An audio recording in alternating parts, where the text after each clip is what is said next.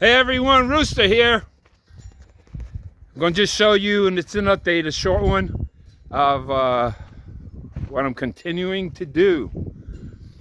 I cleared this up,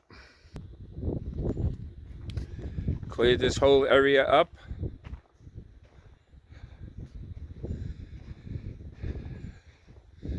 Moved all the brush out.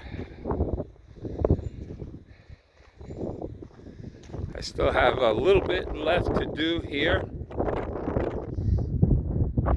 to get to this swale. I already started to turn. As you can see, it's going deeper, slowly. And it's going to go right through here, right up to that point right there. And it's going to go straight out. And the pond is, another pond is going to be all the way out there. I have it in contour. This swale, all the water comes this way. And it'll flow right in here. Not everything works the way I planned it out or how anybody plans it out. Everything is different. Everybody does things differently here. This, I saw it work for me. All the water comes down this way. I capture it here. The other pond that's at the other end is going to be 5 feet deep. And this is all going to be cut in deeper. I want to get a good flow, because when it does rain here, if it rains again, it's supposed to rain tonight. It's in the evening, and you can see these clouds right now. They are so beautiful. I hope it does rain, and I hope it rains a lot, to see how this flows and pack down the dirt. The berm is on that side. I haven't done this part yet. So it's going to come out this way, and then it's going to turn all the way out there and meet. That way I can keep this whole area dry. I'm moving slowly. My last things I have to move is that little group of stuff right there. That's heavy stuff, so I'm taking my time doing it. I think I might move these out of the way, because if you can see, the water will flow this way. When it rains, it'll accumulate there, and then it drips down that way. And then it'll go around and then turn. I'll fix the land up. I pack it. I put the brush sort of hold up. So it acts like rebar for the berm. The swale, I'm going to put rocks on the bottom. I'm going to seal it up to keep that water in there, because I just don't want it just to evaporate down into the dirt. And let me tell you, the little bit of rain that I got here, things already growing from the berm. That's what I was telling you when I when I put the berm up, and I put all the dead bushes, the materials that I use as the rebar. You can see right there, everything's growing. It's growing all up on the sides, and it will feed and create a habitat for birds. It creates habitat for animals when it gets really hot. And it's going to take a long time. You can see how green everything has been turning here. That's where most of the water accumulates. That's what I've done. If I walk down further here, the berm is up a lot higher, because this part was done. And when I get this dirt out, it's going back on this side. It's going to go higher, so it'll pack in. But you could see that it doesn't go across, and I have this area here that the water travels straight across and meets up with berm. So all the water is going to flow right out, all the way out there. And but the body of water, the main body of water to accumulate, to slow up the flow, it won't go over, it hasn't gone over yet since it's rained, is going to be this whole area right here. And you can see how it inclines up slowly because the water goes down this way and then it comes back down. This is going to be dug. I'm going to dig it all the way down to create a flow going right out and just water the trees, the mesquite trees. I love these mesquite trees. People say they call them the devil tree, but they provide so much nourishment to the plants around here. That's where you know where the water underground is, because their roots go all the way maybe more than 40 feet down. So I have mesquite all over. I start new mesquite from seed and I plant them, and they're growing slowly. Even in front of my trailer, I have a small mesquite tree that I potted, and it's taken along pretty good. It's been a year that it's been growing, maybe a year and a half. But if you can see this right here, this is a mesquite tree right here, and it's been growing slowly. I had it in the ground for a while, took it, put it here, and it just flourished. I have compost on the bottom to supply the roots with nutrients so it'll grow. You can see all the new growth is like right there, all the dark brown, and it'll grow. It just takes time. And all these cactuses, I just put them in a pot. I'm trying to decorate this whole place.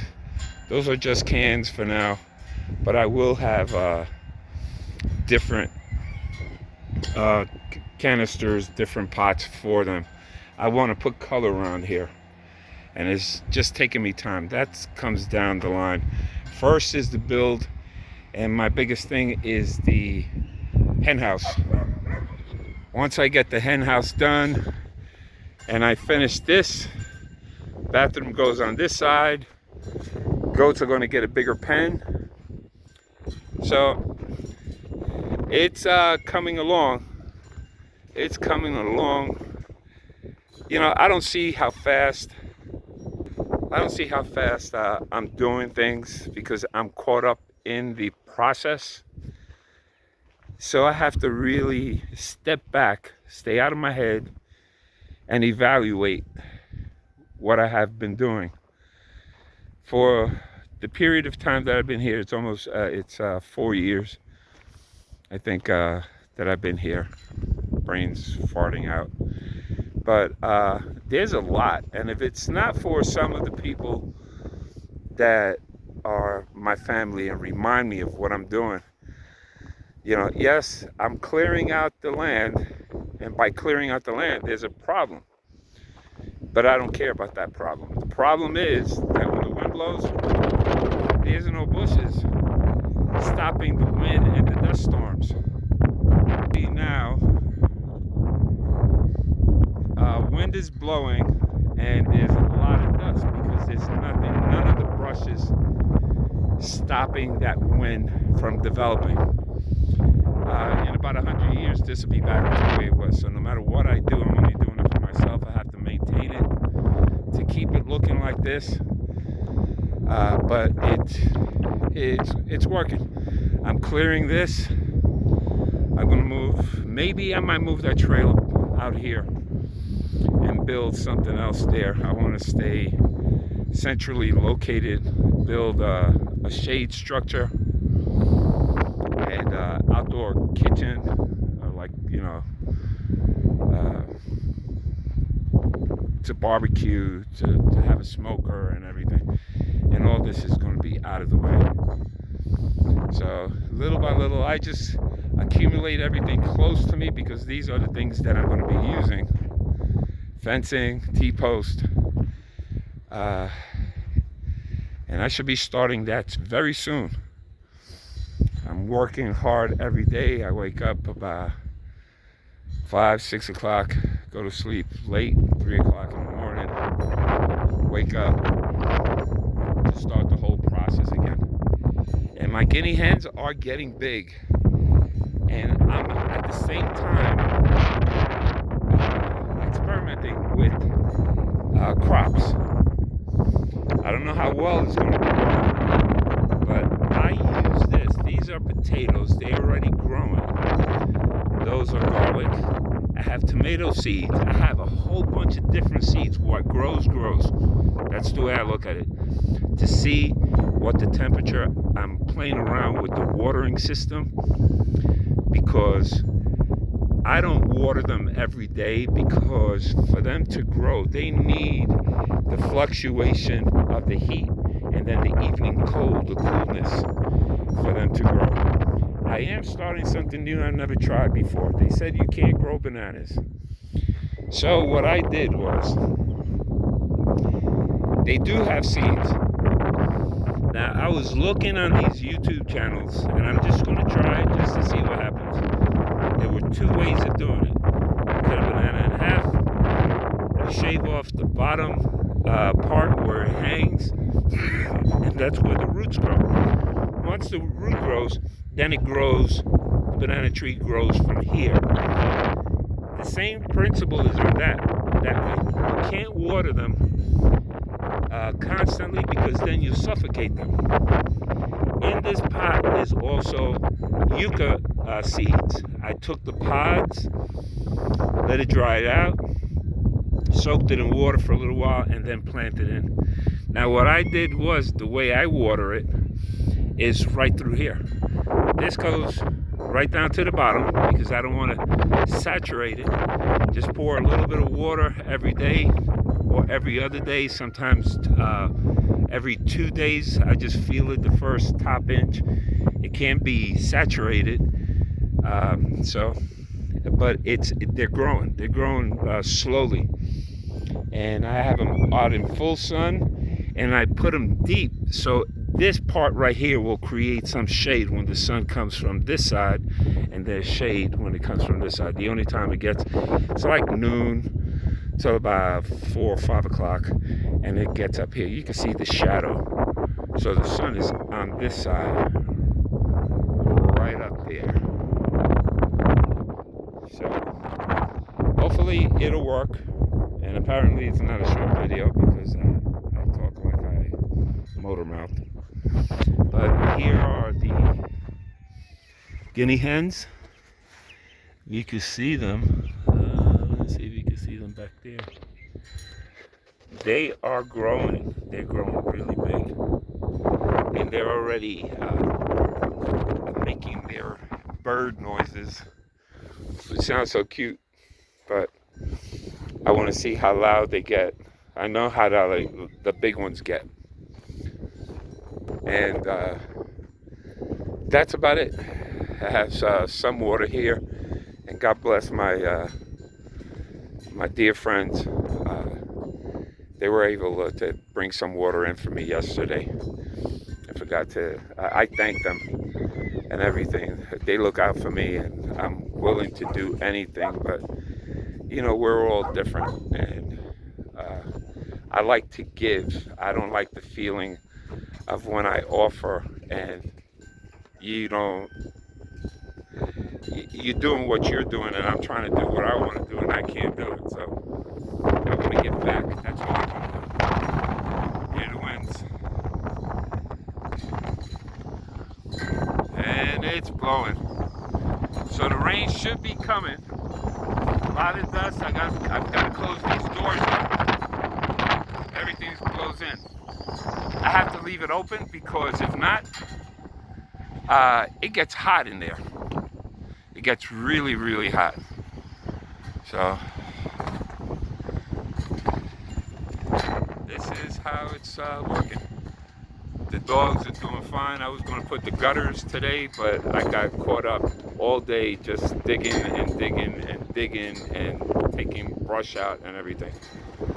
Don't forget, like, subscribe, please. I got maybe about another 40, 45 subscribers that I need to reach that peak of 1,000 followers, subscribers. Please share these. I would very much appreciate it. Try to get me 45 subscribers. I know I speak a lot, but that's how my brain works. What you see me do here, jump from one thing to another, is because I have to adjust to the weather, to what I have, what I can afford, what I can do. So people remind me that's everybody's doing that the same way. I think I'm the only one that's doing it because I like finishing up one job. Once that job is done, then move to the next job. But prices are ridiculous. Prices are going up. Food prices are, you know how it is. You've been out there shopping. Meat down here, gas down here, everything is twice as much as if you went to Houston, maybe more. But it'll work. And this is what I do. I just adjust, do what I can, barter. I'm king of barter out here. So things that work for me, I keep. Things that I can sell, make some money, I try to do that. And there's people here that need stuff, and I know they are in the same boat that I'm in, and I give things away. You know, it's not all about the money, it's about the help and what I can do. And I learn from everybody. Guys, take it easy, one day at a time. And again, like I always say, you can't change what you see out of your eyes, but you can change how you handle things, how you address the issue, the problem. Stay out of your head, because that brain of yours is the most powerful thing around. It can make or break your life. It can make or break your world. If you stay too much in your head and start thinking like I do, and if it's not for support from my friends and the strength my inner strength that I have, nothing will stop me. I just keep on moving along. My dogs keep me busy, entertained. My cat keeps me busy and entertained. She's sleeping in the barn right there. So, guys, again, be good to yourself. Without yourself, you can't help anybody else.